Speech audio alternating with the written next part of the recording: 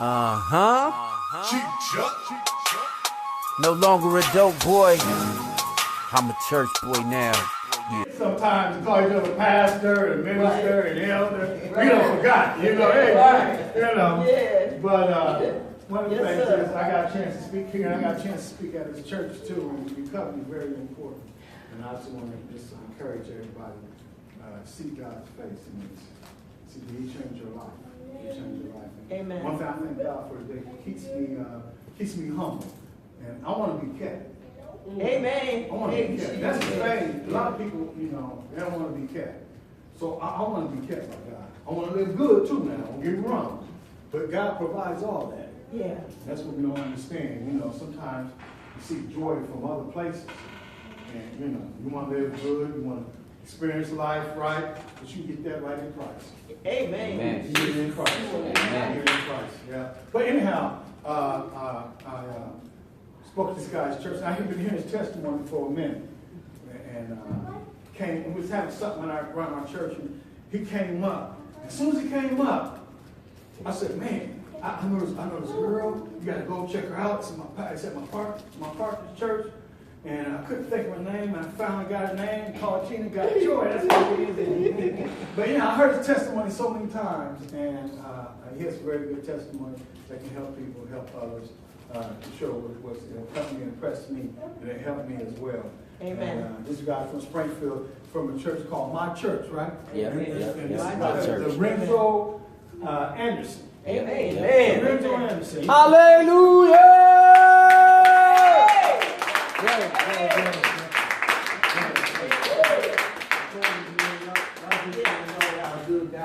Y'all might know because y'all sitting here, but I got the title for myself is from dope boy to church boy. Yeah. Yeah. Because I've been in and out of lockup since I was 15.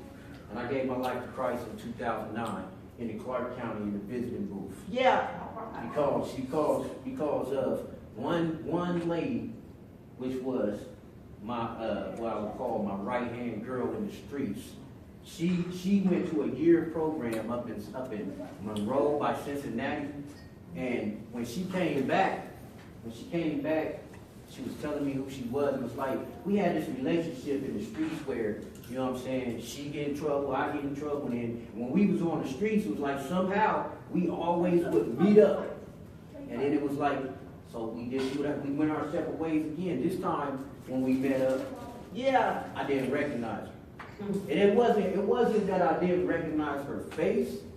When she told me who she was, I said, nah, that's not you. But this is when I was deep in sin. Yeah. But the Spirit recognized that, and I'm looking at her like, nah, that ain't you. You ain't the same. And I'm telling her, and she like, wait, get mad at me, like not understanding what I'm saying.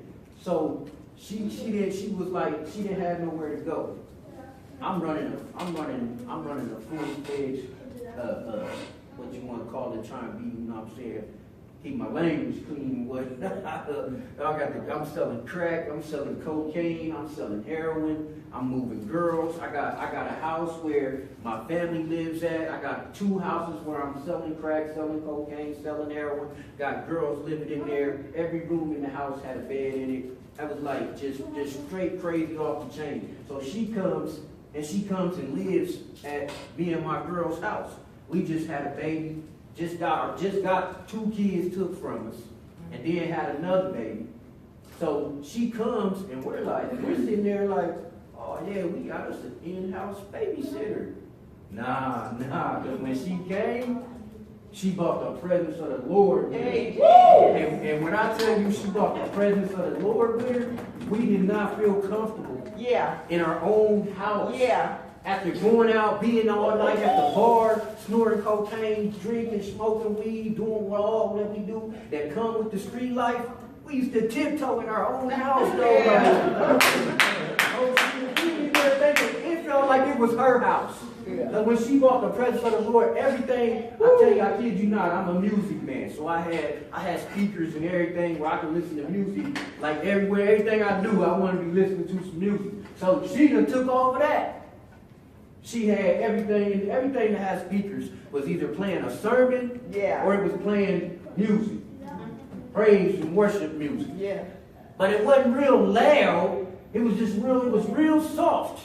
So you knew God was in there when you stepped up in the room. Yeah. So one night, I'm like, I had my little man cave. So I'm like, I don't even feel comfortable snorting cocaine in this house. So I said, I'm gonna go to my man cave. I go to my little man cave, and as soon as I open the door, it's like, hallelujah. I said, oh no. I'm like, go there, man. She done been in here too. I do it 30 years. She done been in here too. So I'm sitting there, I'm looking at the radio, and I'm sitting there having a conversation with the radio. I said, I'm finna turn you off. I'm finna turn you off. I'm about to turn you off. So I reach for it, like, I get real close. I said, turn you off. Long story short, I didn't snort cocaine that night in my house. I left.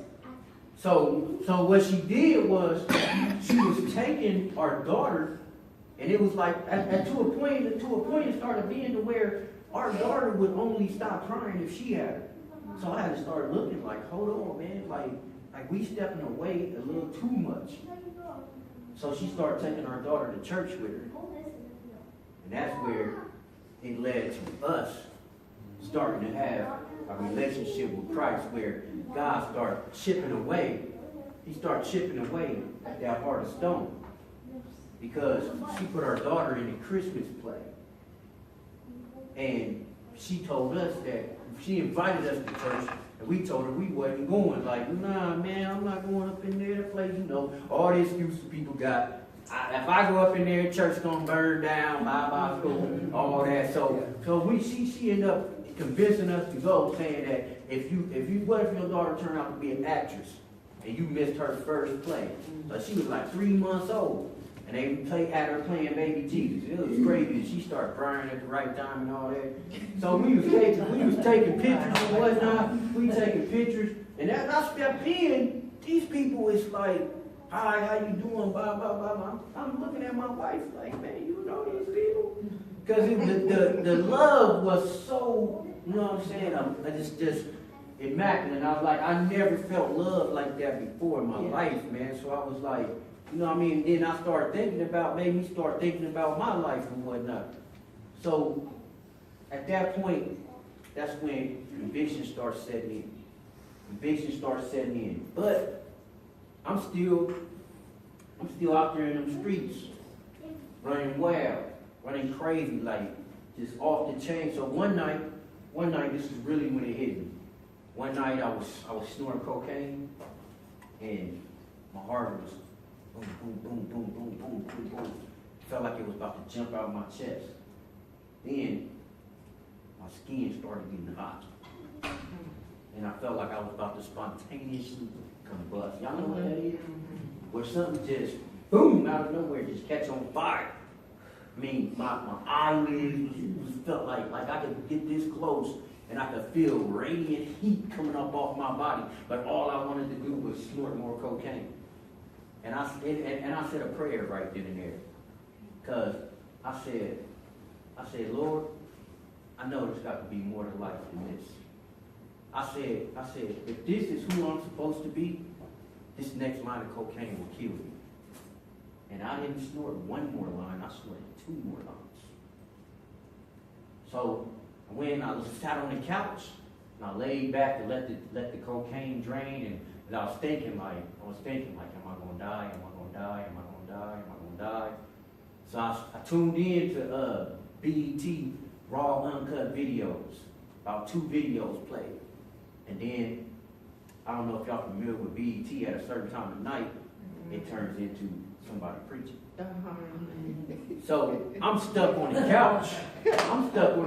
Like, and I watched 1 or 2 videos, and then the dude came on there preaching, and this dude was full of energy. He was jumping all over the stage. Are you ready for salvation? Are you ready for change? What do you want to see happen in your life? And the dude was straight talking to me. Yeah. So as I sat there and I was stuck, and I was like, man, this dude is serious. I want to turn it off, but I'm stuck on the couch.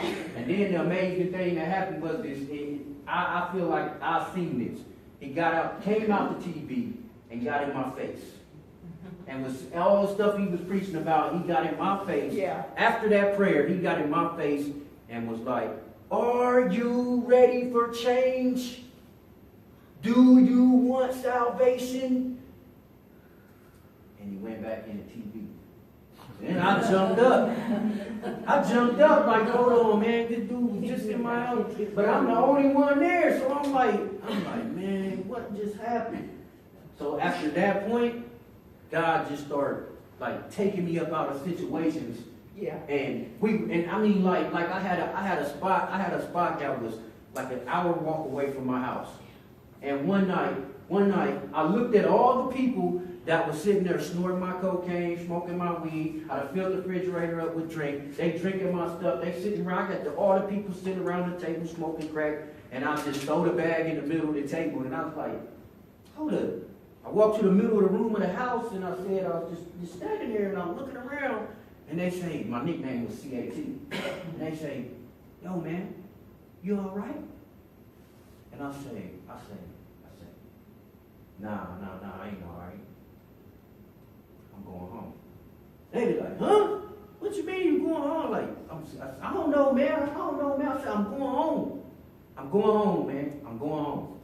And you want us to give you a ride? Nah, I don't want no ride, man. I walk all the way home. Hour walk. And God was talking to me. Conviction setting in. All this stuff like just telling me like, look where you are leading people. Look what you are doing to people's lives. Everybody that I came in contact with, I destroyed their life. Everybody, man, I used to tell people, don't mess with me because I will destroy your life. So once that conviction set in, once I did that, I started feeling the change and having them conversations with God, not even knowing that that's what was going on. Like I'll be asking myself, like, man, it's an ice storm. I'm out here walking for an hour in an ice storm. But God is like tearing away them leathers, like them levels of badness, like you do pure gold. And he'll put you in that fire until he keeps scraping off the bad stuff until he see his face. So I'm like, man, as this is going on, in the meantime, I got a dope case that I'm out on bond on. So even though I started, you know what I'm saying, trying to start living right, I still had this dope case that I had to go get locked up for. So in 2009, I get sentenced to 7 years. Yeah, 7 years. 2016 was my out day. Y'all never believe when I got out. I got out in 2011. All right, sir. Yes, sir. I got out in 2011, but it was a series of I wills and I do, and here I am, Lord, use me. That took me through that. That took me through that reward. Y'all see that girl that was pursuing my heart, showing me and introducing me to Christ, she didn't stop. Yeah. She didn't stop. Wait, man. Yeah, you got it. Yeah. Wait. She didn't stop, man. She sent a man from that church into the county jail to talk to me. Yeah. And when this man came in there and talked to me, I felt like I knew this man my whole life. Because he shared some of his story with me. I shared my story with him. And at the end of us sharing, he said, let me ask you something. Ain't you tired of getting what you've been getting? And I said, yeah. I said, yeah, I'm tired, man, but you don't understand. I don't know nothing else. I said, this is what I was taught. These streets is what I was taught. I don't know nothing else. He said, let me introduce you to somebody that will teach you something else. So I said, guess what, man? I didn't bring a pen. I didn't bring no paper. But you want to give me a phone number? You want me to call this dude? What? He said, nah, you don't need none of that. I said, who is it then, man? He said, Jesus Christ. I just started laughing like, man, my grandma been telling me about that dude. My grandma been telling me this, my grandma been telling me that, my grandma tell me how much she prayed for me when I was out there in them streets. Yeah. So them times when guns got pulled in my face and they took all my dope. They didn't shoot me because my grandma was praying. Hey, Jesus. Them times when I got in, that time when I got in the car when I was 18 and I was in the car with 4 skinheads and they took me under the bridge to a deserted area and they got to talking about killing somebody. They was talking about me. God put the words in my mouth to make it so that we'll leave that place. So even when I was lost in my mess, God was taking care of me. God was taking care of me. So when I gave my life to Christ in that visiting booth. And when I tell you, when I came out, My God. I knew I was different. I knew something was different. I didn't even know exactly what happened because the man said the prayer with me and I repeated it after him. Immediately, some of the things that wasn't of God fell off. But there was still some things like cussing and different certain things that the flesh desired that I had to work on myself. I had to say, no, I don't want that no more. I don't find pleasure in that no more. So when I went back into the pod, and I heard people cussing. It felt like they was throwing darts at me. And I was like, whoa, man, I was like, it went like, that's weird, because I was a cusser. You know what I'm saying? That was weird to me. So as that journey went on and on, one night, man, this is one of the encounters. So I had so many encounters with God that people can't tell me that God ain't real. This encounter that I had with God was, I don't even exactly know it. I can't even replay. But I know that one morning I woke up and I remembered the things from last night was, whatever time they give you, you're not going to do it. Tell everybody. I'm sitting here like, huh? I ain't even got sentenced to my time yet, but I'm facing 20-something years. I got 2 aggravated traffickings and 3 possessions. The possessions I was guilty of, but the traffickings, I was guilty of that too. I was guilty of every charge that judge set before me. But so it told me to tell everybody. So I'm like, soon as the first person I see, I come out for breakfast. People don't want to talk in the morning. We coming out of the county jail for breakfast. Don't nobody want to talk. I said, big dude, you know what? But every time they give me, I ain't going to do it. Everybody I came in contact with. Everybody I came in contact with. Hey, what's up with you, man? How you doing today? I don't know, but whatever time they give me, I ain't going to do it. They looking at me like, what? So it didn't matter if when I came in contact with judges, police, the deputies. I was talking to them, everybody that came up to visit. I had to tell them I was in a drug program, I was in a mental health class, I was in a class called Nurturing Fathers for Life, and guess what? Everybody in there knew. And because I told them, I ain't doing it. Whatever time they give me, I ain't doing it. What you mean, man? I don't know, man. I was just told that. I believe it. So I kept on speaking it. The more you speak something into existence, it's called speaking life. Yes. That's why the words say, all you gotta have is the faith of a mustard seed, and you can move mountains. You know how big a mustard seed is? So the more I kept saying, whatever time they give me, I ain't gonna do it. People start coming into my life to make it happen. I was like, whoa. This guy, the first time I met him, we was in CRC, he got sentenced to 19 years. Next time I seen him, he wasn't still in prison no 19 years later. He got out of prison by going to the law library and figuring things out, moving stuff around and whatnot. Next thing you know, they had to let him out.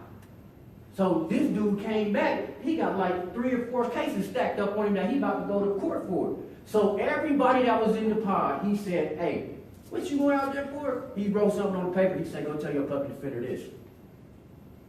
What you doing? Go tell your public defender this. People was coming back to the pod. Such and such, pack your baggies. Like, what? What did he just tell them to tell their peoples, man? And they was letting people out. So he told me what to tell my public defender. Come to find out, when they pulled me over and said I had a warrant for my arrest, they did not have a warrant for my arrest. So the 2 aggravated traffickings that they said they had on me was bogus.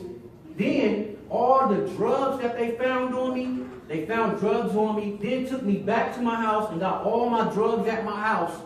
All of it was inadmissible in court. Wow. But I still had to go through the process. Yeah. Because that public defender, Yeah. when I showed him all that, I said, I want and he said I needed a submission of something, man. So I give it to him. He's like, nah, you can't do that. You can't do that. You know what? Matter of fact, I'm done. I don't even want your case no more.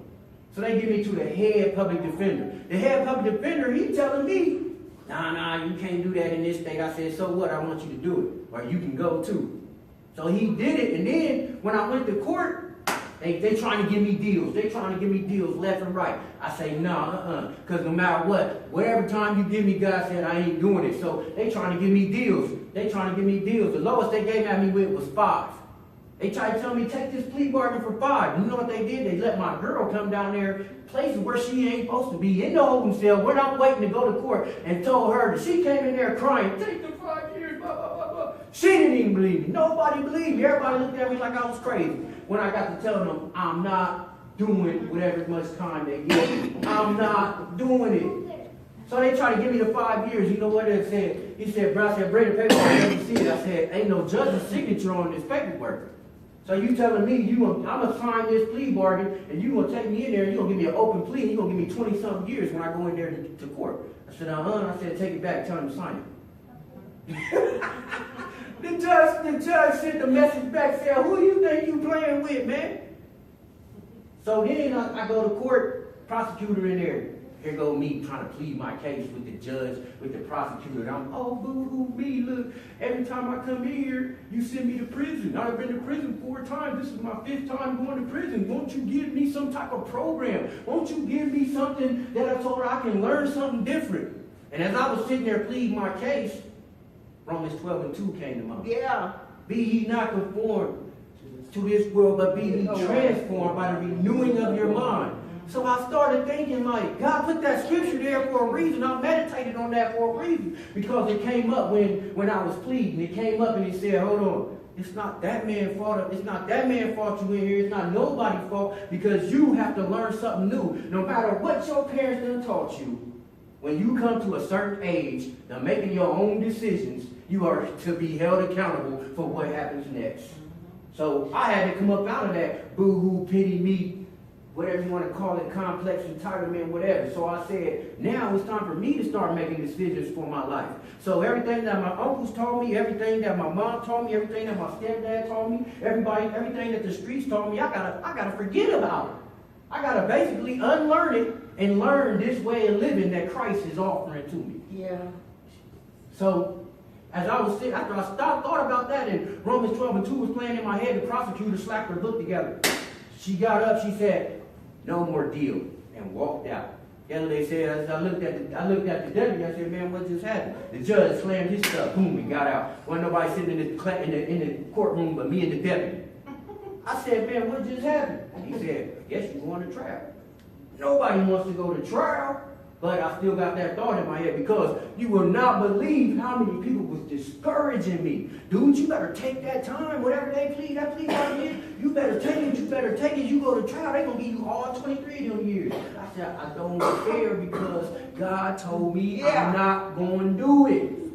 I'm not going to do it. So then I get sentenced to 7 years. I'm starting to have a little bit of doubt now. like, hold up, like, God, hold on. You told me I wasn't going to do it, but that man just slammed this thing and said, my outdate is 2016. So he just kept telling me, man, you still got to have faith. You still got to have faith. Right. What I didn't know was it was like that fine gold. It was like that gold. I was being refined. Because through that whole, I ended up doing 2.5 of that 7. I've been out since 2011. So right now I've been out of prison 6 years. Mm-hmm. And you will be so amazed at the things I accomplished in the time that they look. These people had me still in it. If you look me up in the computer from 2009 to 2016, they had me, my status was incarcerated. How crazy is that? How crazy is that? These people said I was still locked up. No, I'm out on the street, man. They said I was still locked up, so I probably was getting money for me. So when I get sentenced to that 7 years, I had to keep telling myself, that the battlefield of the mind. I had to keep telling myself, dude, you ain't doing that time. You ain't doing that time. No matter what that dude said, God has the final move. All right, God man. has the final say so. Yes, sir. He told you, you stand on the promise that God gave you. He told you you ain't gonna do whatever time that they gave you. So you got to keep telling people. Because if you let people's words overpower your words, next thing you know, you'll be living what they told you. Because they told me I'll always be a dope boy. They told me I'll always be a hustler. They told me I wouldn't be nothing. They told me I wouldn't know how to respect people. But what do I do now? I'm married. I've been married 5 years. You hear me? I've been married 5 years. I went from having 3, 4 girls to having 1. Yes, And I've been married for 5 years, man. Guess what else they told me? They told me that I would never be able to hold down the job because the only time I worked the job long enough to get the first paycheck. How long is that? How long is that? 2 weeks. 2 weeks at the most. Some jobs might make you wait a month. But I worked long enough to get the check and I'm out. So the longest I ever had a job was 2 weeks, up until I got out of prison this time. The first job I got, I was there 9 months. Second job I got, I was there 7 months, until I landed the job I'm at now, where my pastor is the president of the company. Hey. Look at this, man. Listen, man. I made $17.50. Do you know what kind of jobs these people are giving to people coming out of prison? Yeah. They barely want to give you minimum wage. And then when they do give you that minimum wage, you know so much because we are all smart. No matter what nobody say, we smart and we can be whatever it is we want to be because we survived in them streets. Yeah. Everybody that sells dope, natural entrepreneurs. Yeah. You know what I'm saying? So all I'm doing is moving up. 9 months, I'm in a supervisor position, but they don't want to give me supervisor money. So they keep giving me a quarter. They keep saying, we talking about hiring you. So you know what my pastor did? My pastor said, okay, look, I got a job for you. Came and gave me way above what I should be getting. Listen, now, I work in a weld shop. And I believe I probably make about the same thing as the welders make. I'm in charge of shipping and receiving though. Yeah. And then not only that, look, man, I live in a double building. One little house sit there. Guess what? The whole house is mine. Yeah. How about The that? whole house is mine. It's what my church is doing called Operation Boots on the Ground. Yeah.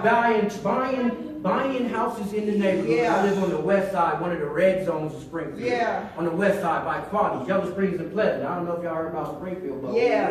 I'm talking about I can walk out of my house and see girls walking down the street, getting picked up, going in and out of cars. People pull up in front of my house and sell dope. You know what I do? I go knock on the window. Yo, you gotta check that somewhere else, man. You know what I'm saying? Operation Boots on the Ground is called that because what my church is doing is cleaning up that area. We're cleaning up that area. So as they buy a house and they put somebody in the church in there, okay, I'm on a 5-year land contract. Guess how much time I got left? I got 2 years left, and the house is all the way mine. You know what I'm saying? So what we do is the people living in the houses, you know what I'm saying? We kind of police the area. Watch who neighbors is coming in, watch who's doing what. No, you got to take that away from around here. Can't do that. They know who we are too. So with that, I've been at this job 4 years. In March, I've been there 5 years, and guess what? I'm gonna get 2 weeks vacation time. I'm thinking like, what, you telling me I can say I ain't coming to work for a whole week, and you gonna pay me? I got 2 weeks I can do that. I got all this stuff that I never even knew existed. 401k, medical. I got 5 kids, and all of my kids got medical. Yeah. You know what I'm saying? That's the main thing that they be talking about. But when this church did that and invested in me, guess what? I was on Section 8. I was on Section 8. And what they did was they said, okay, how much are you paying now for Section 8? Well, I'm paying 4 something.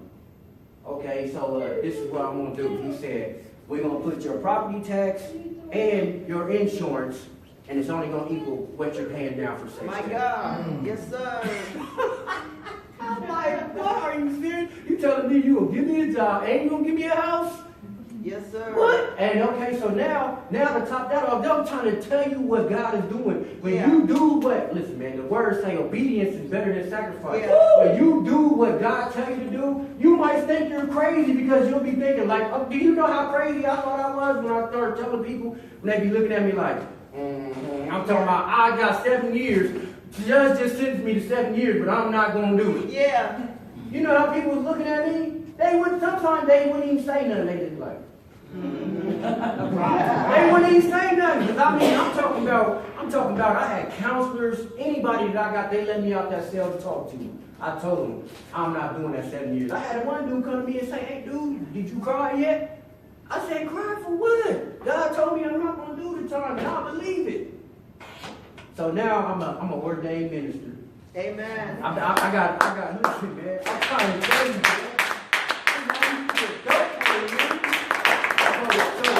I got two ordainments. I got two ordainments, one out of Cincinnati and one from my church. And guess what?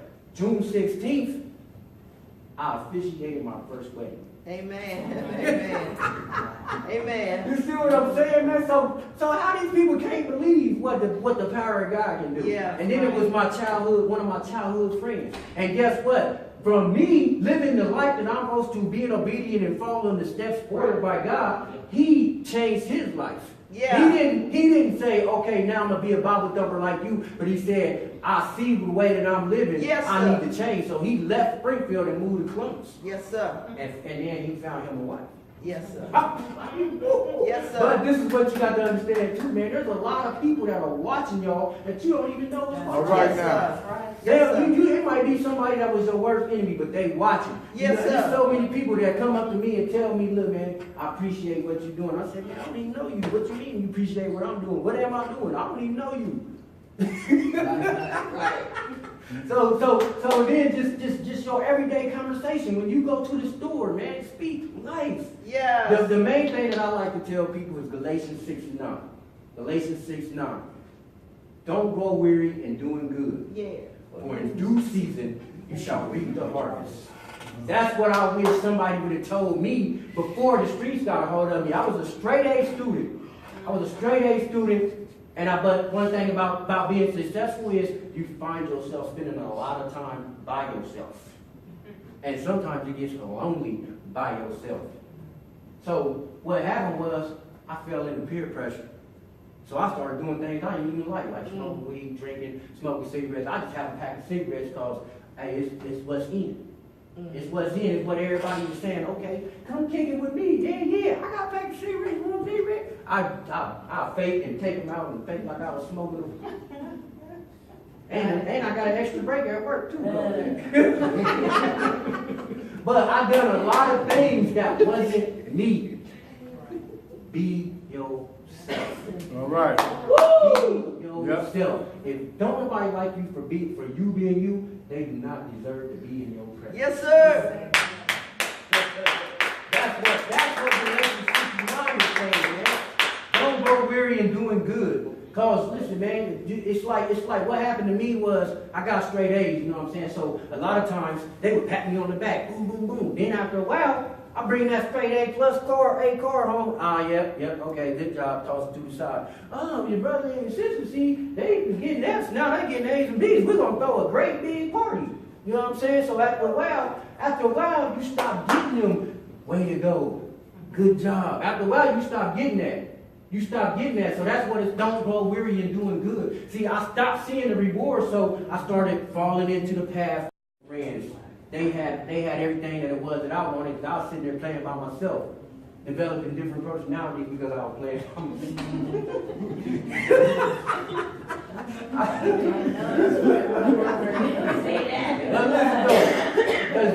Don't grow weary in doing good.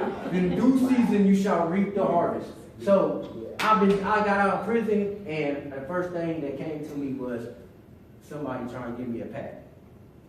Because they knew how I was in them streets, how I worked in them streets. What up, man? I'm talking about amount of crack that you would be happy to be able to get to that level.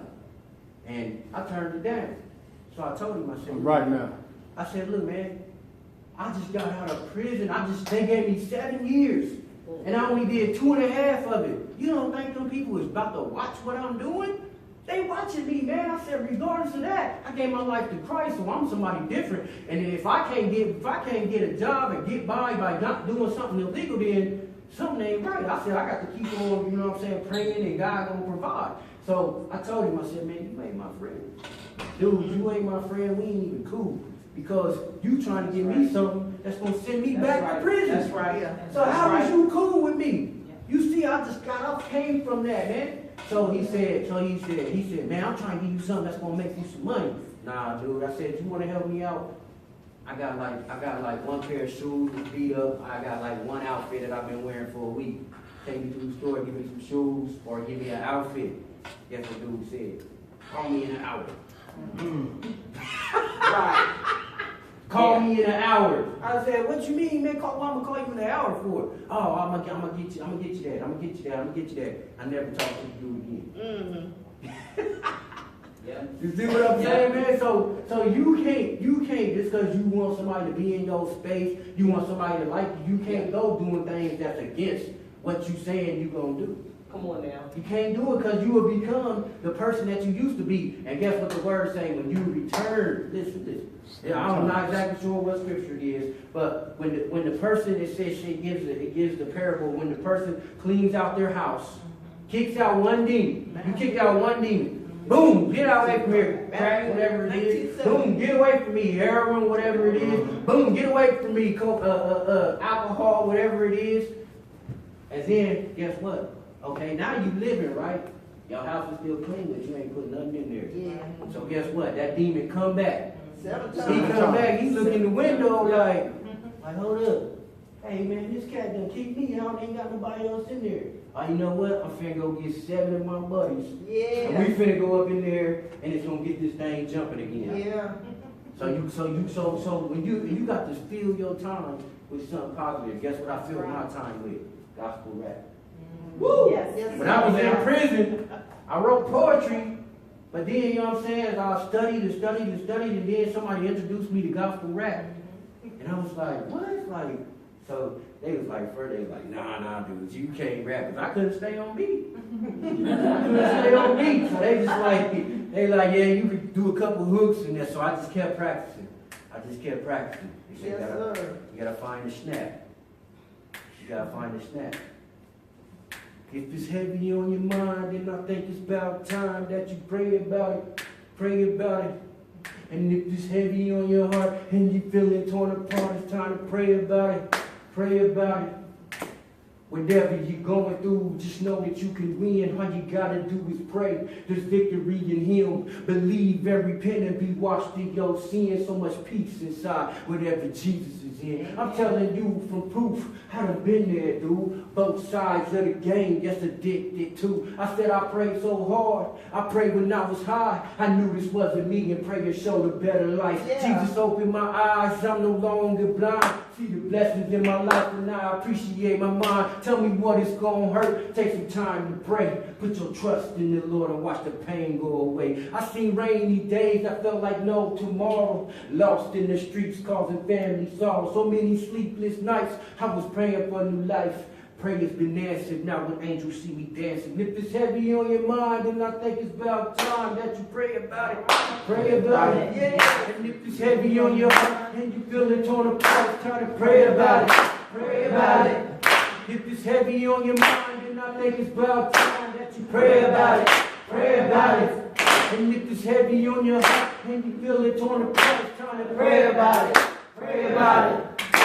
I'm telling you the remedy to take away the pain, the medicine that'll help you through any kind of rain. No matter what you feeling, down and pray for the healing. If you're going through some problems and you feel that you can't solve them, call on the Lord, watch all the blessings come. I remember late nights, all I wanted to do was cry. I snorted another line, it kept getting hot. I couldn't look myself in the face when I looked in the mirror. Made my vision get blurry when I thought it would be clear. Another night I'm stuck. Oh man, this thing was up. Should've put my hopes in something, then superstitious luck. I hold my grandma praying and she praying like she said, knowing that her grandson's in the streets every day. Yeah. Hustling on the same playground she used to play. She knows how it is when you're lost in this place. I've been seeing better days, but I still got it. If it's heavy on your mind, then I think it's about time that you pray about it. Pray about it. And if it's heavy on your heart and you feel it torn apart, it's time to pray about it. Pray about it.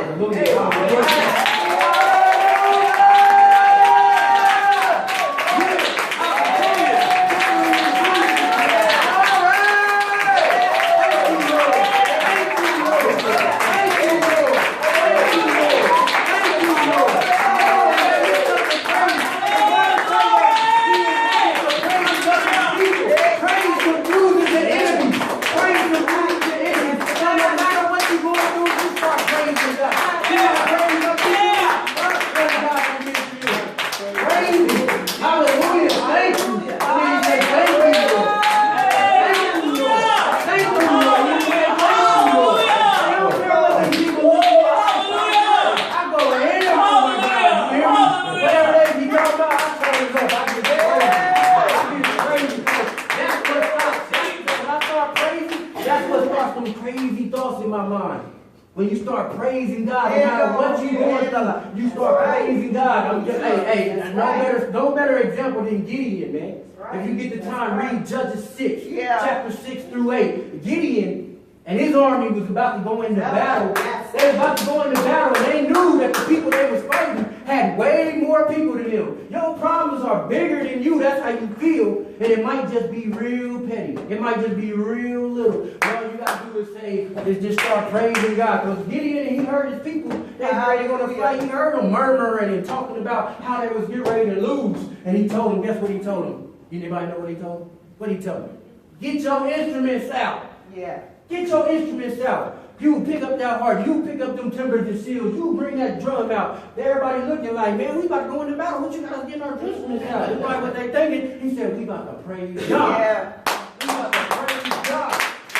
He inhabits the praises of his people.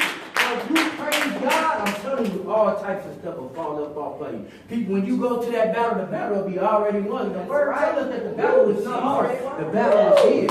So guess what happened? They started praising God. They got their instruments out. They started praising God. And the other people that get ready to go fight, they heard it. Whoa, what is going on, man? Are they coming to get us? Yeah. They coming to get us. They got a whole lot of people. Y'all hear all that noise they making? They coming to get us. Hold on, man. Y'all better grab what y'all can. We out of here. We out of here. So when Gideon and them went to fight them, they was gone. They was gone. Battle was gone, man. Victory was already won. So everything that them people had that they kept, they got to have it. All right now. Victory is yours. Let me hear somebody say, victory is mine. Victory is mine. Victory is mine. Victory is mine. Victory is mine. Every day that you wake up, you should thank the Lord. Lay your feet and hit the floor. When you wake up and your eyes go beam, you should be like, thank you, Lord. I'm telling you how much of a great day you'll have. You'll have a great day. I'm telling you, because it's like, you ever heard that saying, oh, you must have got out of the wrong side of the bed. I ain't no wrong side of the bed. You got up mumbling and grumbling.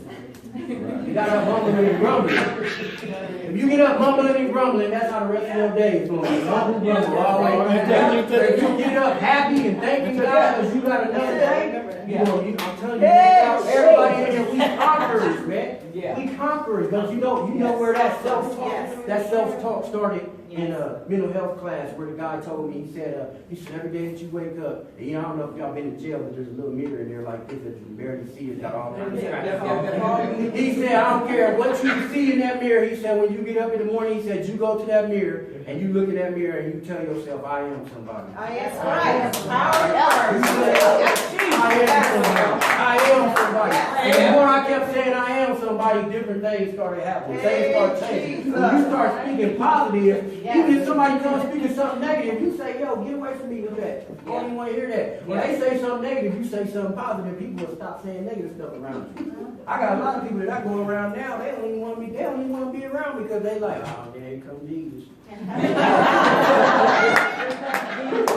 I'm like, listen, man. My kids always ask me, like, why all you talk about is God? I said, what else is there to talk about? Amen. What else is there to talk about? You want me to go back? You want me to go back to the lifestyle I had y'all in before? Okay, and you gonna hear me talk about Jesus. I go to the store to get a loaf of bread. It should take 5 minutes. I count it in 5 minutes. On the Jesus. Hey man, listen, man. I don't know how many of y'all got like I call them life verses. I got almost the whole Bible with my life verse because them are your weapons. Yes. Them are your weapons. Yes, sir. And another example to show that the word is your weapons. Jesus. Yes, sir. Jesus came out of the wilderness fasting for 40 days. The devil thought that he was weak.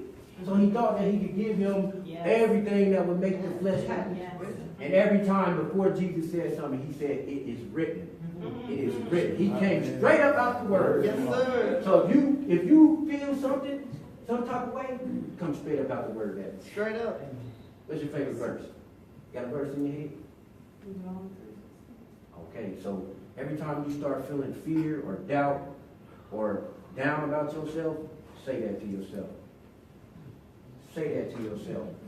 And you gotta pick scriptures too to meditate on. Yeah, You know what that's right. meditation is? What's meditation? Meditation is actually sitting there and listening for God to speak. Yes. So what I did was I pick a scripture in the Bible And I would sit there 15, 20 minutes reading that verse over and over Yeah. and over and over. Yes, and sir. over. Psalm 34:18, God is near unto those of a broken heart and a contrite spirit. So I just kept reading it over and over and over. And the next thing you know, without even trying to memorize it, you know it. Yeah. You don't even know you know it because you'll go somewhere and a negative thought will pop in and boom, you would say that scripture. I done said a lot of stuff to some people that I didn't even know I knew. Because that's the word speaking, man. I just hope that y'all are encouraged. Yes. And just, you know what I'm saying, no matter what you're going through, man, know that Jesus loves you. Amen. Yes, he Jesus, does. God made you the Yes, way he you does. are, who Hey, you are, Jesus. because He has a mission for you. Hallelujah. Yes. He has a mission for you. Everybody in here has a mission. It's like we sometimes detour from the mission that was sent to us. Y'all want me to give y'all another example of somebody detouring from their mission? Jonah. Yeah. Jonah detoured from his mission. He detoured from his mission, and what happened to him? He detoured from his mission. So this is what I say. Everybody, I like my man's here, man. I don't know what God done already told him what He wanted him to do. Kids, everything. God told us what He wanted us to do. And then we start going our own way like Jonah, and that's when we get addicted. Yeah. That's when we come into things that's not of God, and we start going down that path. But guess what? Y'all made it out. Some people don't make it out. Yeah. Some people don't make it out. Some people don't get that chance to say, okay, God, I'm going to do what You told me. Because they had that conversation with God and the fish spit them out. But when they say, okay, yeah, I'm going to go do what You told me, Lord. But then they go another way again. Mm-hmm. Some people, I don't know how many times I went the whole total opposite way of what God told me. But this time, I got it right. God said that He must have had a big mission for me. So that's what I do now, man. I got two events next week. One in Miamisburg, one in Pitt. Well, I DJ at a gospel club, man. How crazy is that? I Yes, DJ sir. at a gospel club, man. I mean, Yes, sir. it goes crazy, man. We be having so much fun Yes, here, sir. praising God. And it's just all it is it's called Revamp Music Ministry. And I network with all these different people, and God put us together, and we just come and share our gifts and talents and praise God. Man, and I can tell y'all so much, like how y'all got Celebrate Recovery up here. My church got Celebrate Recovery, man. And what done happened, because of this epidemic with this fentanyl and this heroin, 10 churches done got together. Now I think it's up to about 12 or 13. Awesome. So July 9th, what we're doing is we're having all 10 churches are coming together at Yes, one sir. church. Yes, sir. At one church to tell the community about what we're doing with this Celebrate Recovery House. Yes, sir. Celebrate Recovery House was a house. As a matter of fact, look, it's so crazy. I can look out my back window and see the Celebrate Recovery House. They took this house that was abandoned. City was getting ready to tear it down, and everything in it is new. Well, I mean, we went in there and bust the walls down in that joker.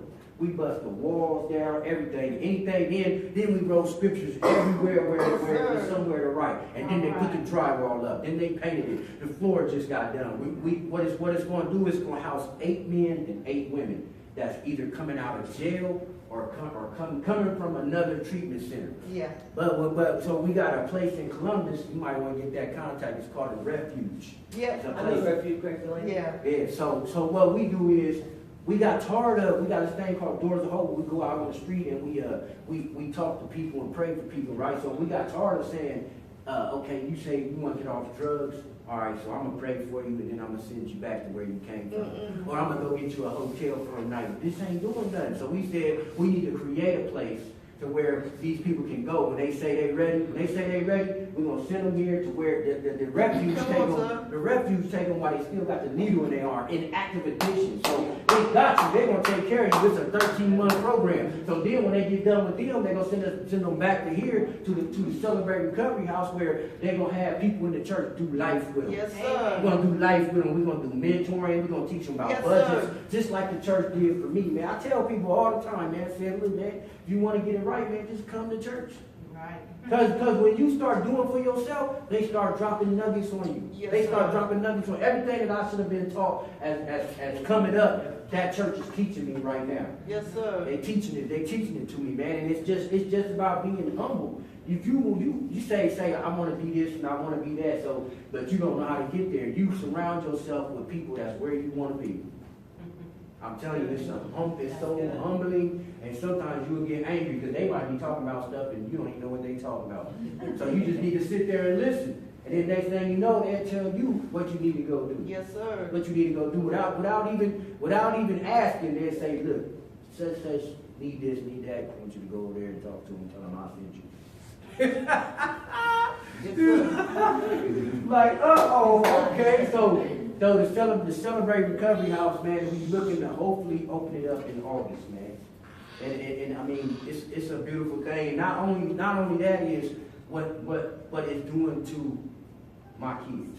You know what I mean? I got 5 kids at the house. So, you know what I'm saying? I'm raising them different. We call it breaking the generational curse. Yes. So I'm raising them different. Yes. I'm raising them different than Yes. everything that I was taught, everything that I was shown, everything, you know what I mean? They still know of the world. It's not like I'm trying to say, you're going to do this and you're going to do that. Nah, you can't force nobody to do nothing. Yeah. The more you force somebody to try to do something, they're going to go the total opposite way. Yeah. So we say, we instill the biblical way in you. So if you make a bad decision, this and that, that's on you. Y'all got any questions? Yes, sir. Praise God.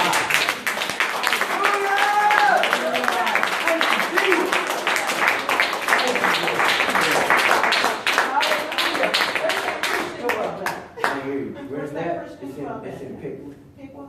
Yeah, What's the name of it? y'all What's the name of it? Pickwood. No, the No, name what's of it? SOS Christian Nightclub. If you can, I'm gonna hang around and I give you the information. If you on Facebook? Yes. All right, so I post everything on Facebook. I got Instagram, Twitter, and I post everything on there that I'm doing, where I'm gonna be next and all that. Maybe I just be moving around. Like next week, I got an event on the 14th in Miamisburg, and that's called part of the Kick It Tour. Where this guy met this guy, man, Joe Thomas. This guy is so amazing, man. What he does is he finds a place and he has an event at the place. And people come and donate, and then half the proceeds go to whatever program is helping. Like all y'all from a certain program, right? So he would come here, set up the thing, and half the proceeds would go to that program.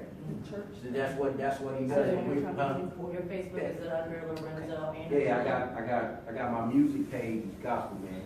After we get done, I can write all this down for y'all. I usually bring stuff up. But my music page is under Gospel Man, and then my Facebook page is Lorenzo Anderson, but I can't really get no friend requests because I got 5,000 people on there. Sometimes, yes.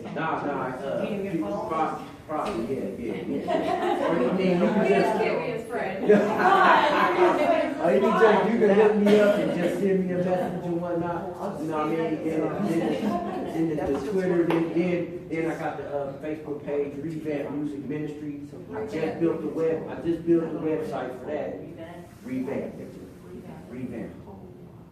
Spell it R-E-V-A-M-P. Revamp.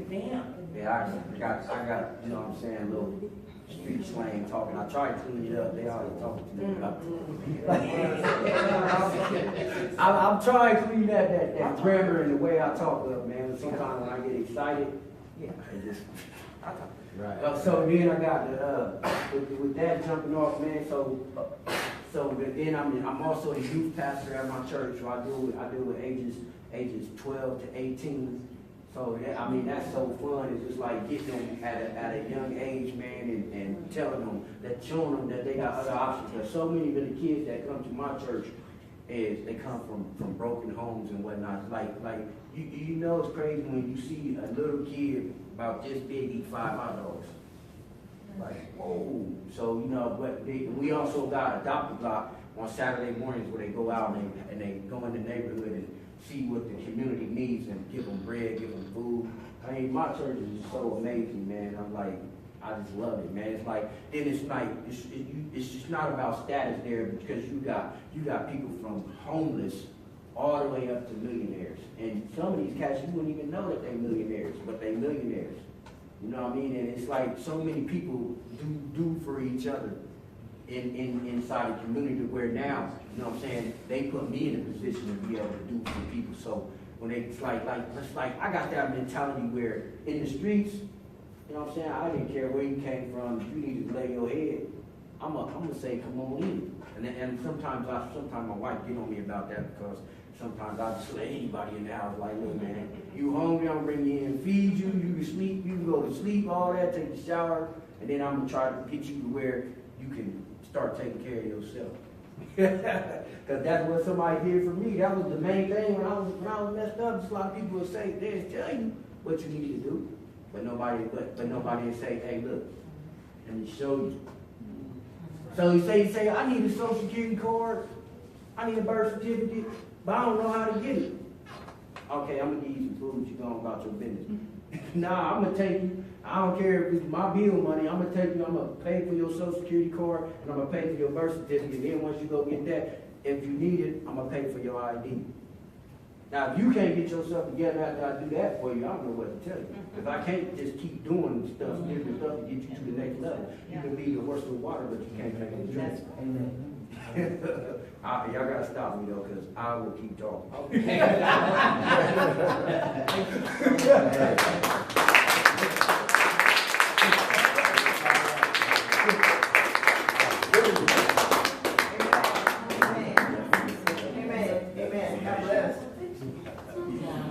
Encouraging word, Pastor Gina.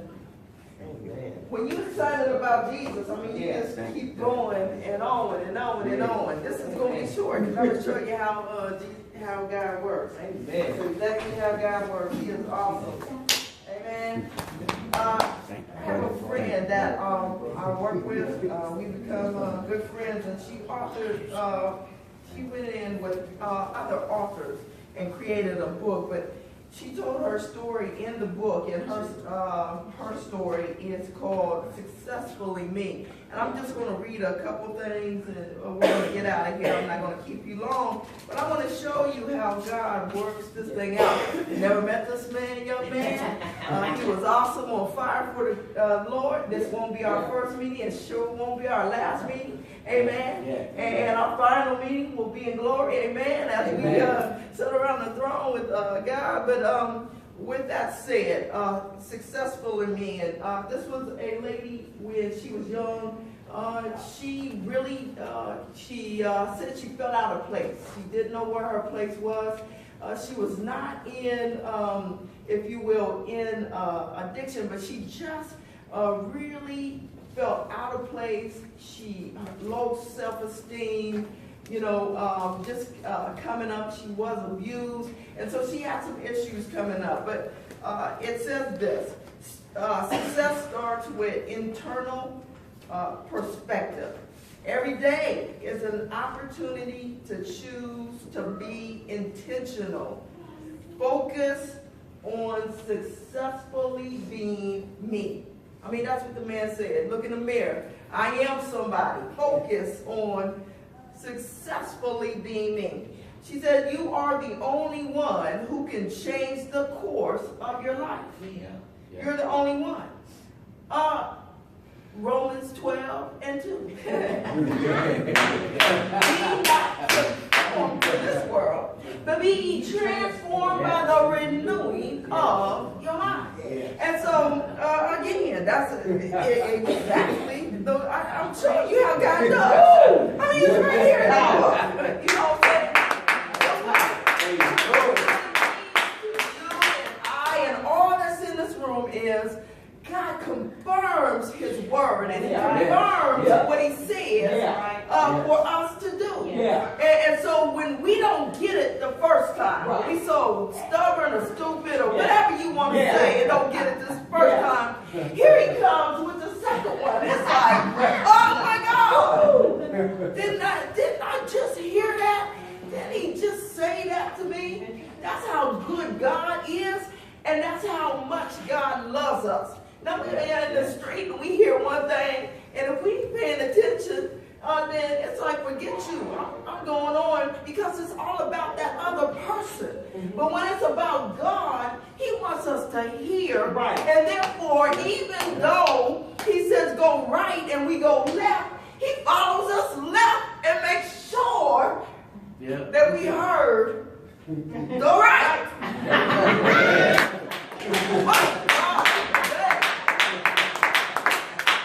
God is awesome and he's good. Woo! You can make me lose my tongue out here. Woo! Jesus. He is good and he's worthy to. So be not conformed to this world.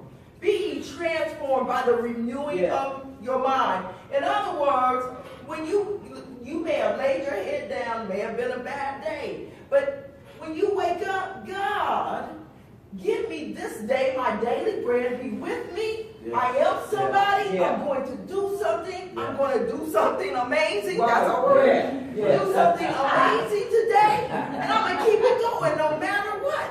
So you walk in that, and you have to do it by the transforming of your mind. You have to ask God to transform that mind, because we all know that the mind is wicked. The second scripture is this. Death and life are in the power of the tongue. Ain't that what that man said? That's what he said. You gotta talk. You gotta talk right. You gotta talk good. And they that love it shall eat the fruit thereof. Proverbs 18 and 21. Wow. My God. So God not only said it once, he not only said it twice, he said it 3 times, 4 times, because he said it more than once about the power of the tongue.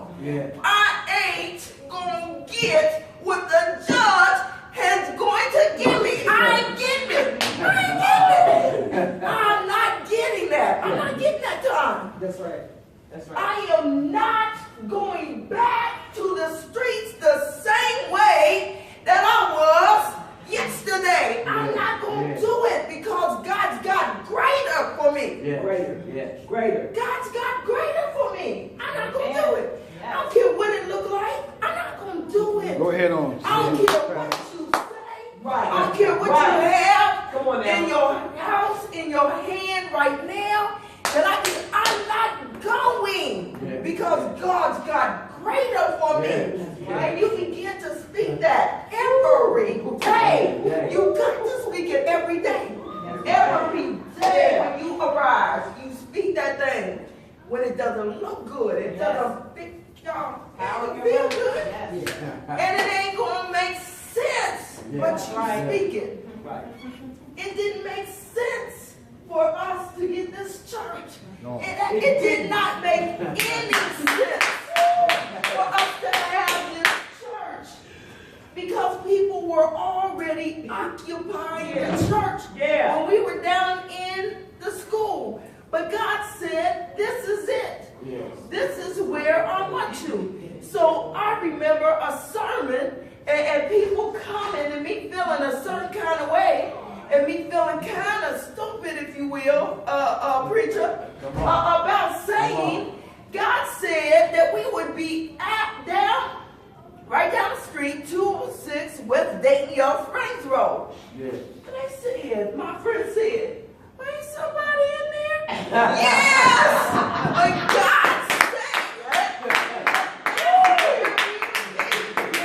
and I ride by, because I ride by this church. I would ride by it on my way to work, because I work for Wright Patterson. And I would be in my car and say, that's what God said. That's what he said. All of a sudden, they allow us in. It was 2 churches. They allow us in. I'm not going to be long. They allow us in. They allow us in. They move out. We got the whole rain. That's what God said. It made no sense. And this for sale sign is out there right now. It makes no sense. But we getting the deed. Because that's what God said. We getting the deed. Come on now. Hey! I'm praying for you. I believe it. And that settles it.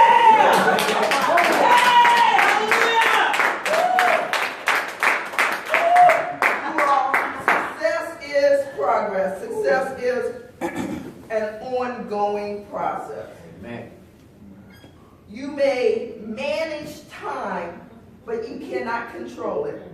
Embracing this fact will deter or discourage you or frustrate you. In other words, you all, manage your time. We can't control it. When we manage it by what God has planned for our lives. Whatever God is speaking unto you, as the minister said, Galatians 6:9. Do not be, let me, hang on. I got this because I get excited.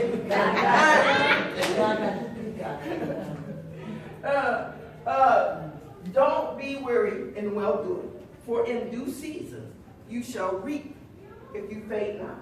Yes. Keep pushing, keep pressing. Yes. Yes. Keep going towards the mark in which God has given us. Hands to the Amen? Amen.